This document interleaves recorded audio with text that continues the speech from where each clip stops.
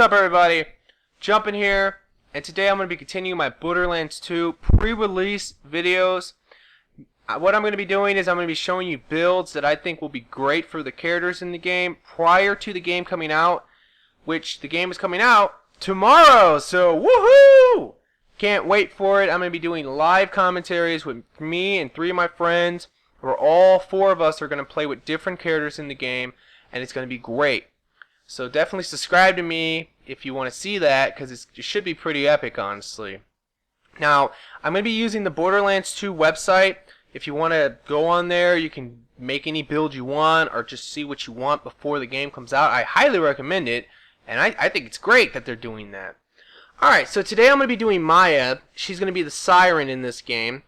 And the Siren in the last game, well, the only thing I ever had a problem with her was that I didn't really see the whole, oh, she's a mage.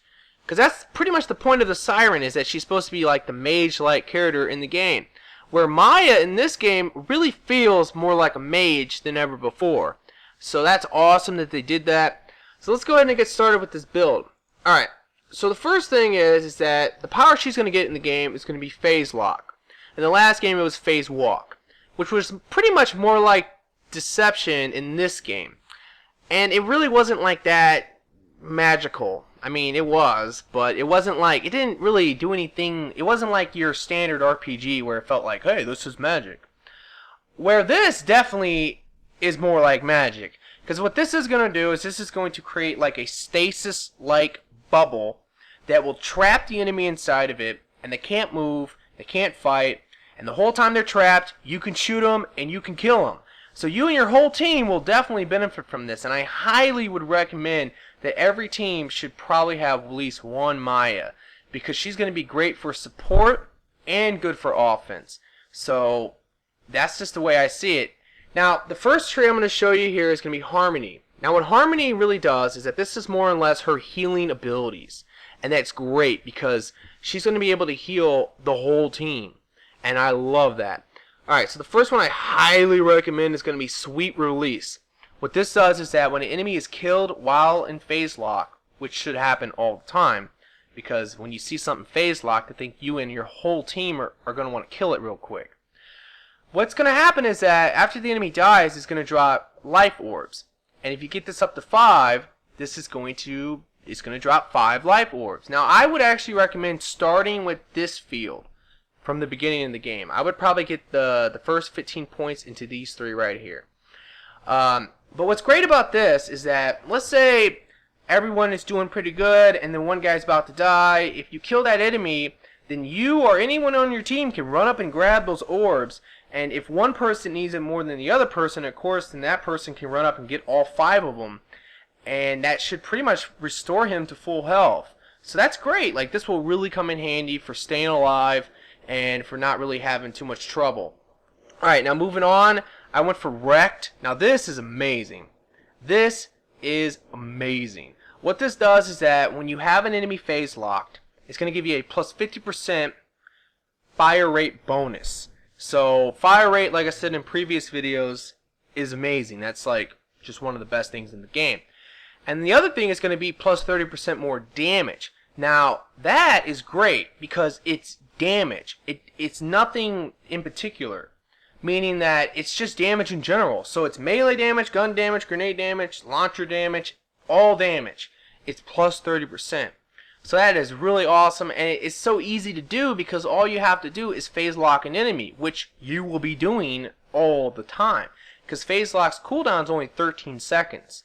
And I don't know what the duration on it is, but I'm sure it's probably at least 10 seconds. And it's not going to take that long to kill an enemy that's phase locked. So that is just pretty much the whole idea.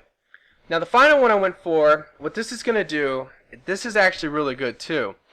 Pretty much is the same effect, is that all you have to do is get an enemy phase locked. Once the enemy is phase locked, you and all your team are going to start regenerating health. And it's going to be 5% of your health per second. That's amazing, guys, because if you played Borderlands 1 and you remember the medic skill from the soldier in that game, that was 5. When you would kill an enemy, you would get 5% of your health back for a certain period of time. Well, in this game, this is going to be way better because it's the same effect 5% of your health, but it's going to be probably longer because phase lock's duration is going to be longer. So this will literally give you a constant 5% of your health back almost always, to be honest. It's probably going to be almost always because you'll always be phase locking enemies. So overall, this is going to really help you and your team out, and I think that these, like I said, this is where I would start just to help the team first and then go for the more offensive powers. Now, the next field is going to be Cataclysm. I wanted to make sure I say that right. And what this is this is pretty much all her offensive powers for the most part. Now, the first one I would recommend is going to be Flickr. Now, Flickr, all this does, I've never really felt too strongly for Flickr or for any effect like this, but this is going to give you 30% more likely to cause elemental effect with the guns. So obviously her guns that she's going to want to use are going to be elemental guns. The downside is that from what I've always seen in Borderlands 1 was that if I had a fire gun, no matter who I played with or no matter what it was, I always set people on fire. There wasn't like a time where I didn't set someone on fire. But everything else in this field I don't really like besides, like, I don't like this, I don't like that, I don't like this. So I think Flickr is going to be better than those. So I would recommend it. But if you did want to get something else, like one of the three I didn't go for here, I would say you could probably do that, and it would be okay. Just because I don't really think Flickr is that fantastic overall, but hey, maybe I don't know what I'm talking about. So, alright, moving on, I went for Foresight. Now, Foresight, I think this is going to be really good overall. Because magazine size is a good thing in the game, to be honest. And this is 20% magazine size and 25% reload speed. So it's pretty much a double positive effect. Why not? Like, magazine size is good, reload speed will always be good. So hey, why not? Alright, moving on, it's going to be Helios. Now this, I don't know about this. This could be really good, this could be not so great. I mean, I have to play the game first, which I haven't. But what this is going to do is that this is, every time you phase lock an enemy, it's going to create a fury explosion, or a fiery explosion, which is going to be a Helios explosion pretty much. And I don't know what kind of damage it's going to cause. If it's going to be a lot of damage, or if it's going to be not so much damage. Who knows? But if it is a lot of damage, yeah, this is going to be amazing. So keep that in mind. Like, try it out. I would say definitely try this out.